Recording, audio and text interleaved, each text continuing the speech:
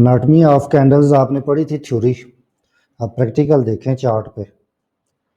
तो ये एक रेड कैंडल है, बिरिश कैंडल की आप जो आपको थ्योरी पढ़ाई है उसके मुताबिक आप ये देखें कि यहाँ से ये ओपन हुई थी इस एरिया से, ठीक है, और इसने जाके यहाँ पे एक हाई लगाया और यहाँ पे उसकी बॉडी डिज़ोल्व होके यहाँ तक आ गई और एक इसने यहाँ पे लो लगाया है।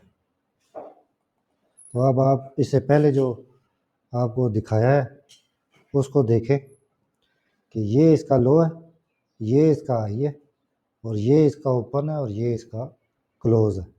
तो एट दी एंड आपके पास क्या बॉडी बची, ये वाली। इसी तरीके से अगली को देखें, उसने भी यहाँ पे अपना लो लगाया है,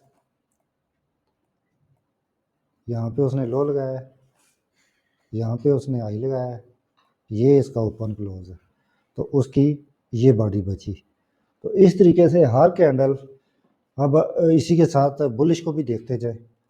बुलिश कैंडल यहाँ से हुई है ओपन, यहाँ तक आई है उसकी प्राइस नीचे, ये उसका लो लगा, उसके बाद यहाँ तक आई थी ऊपर, ये हाई लगा और ये उसका ओपन और क्लोज एरिया है। तो आप देखें कि इस तरीके से अब ये बॉडी बची। तो जो भी कैंडल क्लोज ओपन होती है, जहाँ तक वो अपनी प्राइस लाती है लो पे, जहाँ पे अपनी प्राइस लेके जाती है हाई पे, और उसका टाइम पूरा होने के बाद जो बॉडी बचती है, तो एनाटमी के मुताबिक आप इसको समझें और फिर जो उसकी शेप होती है और उस इसके मुताबिक हम जानते हैं कि ये कौन सी कैंडल है।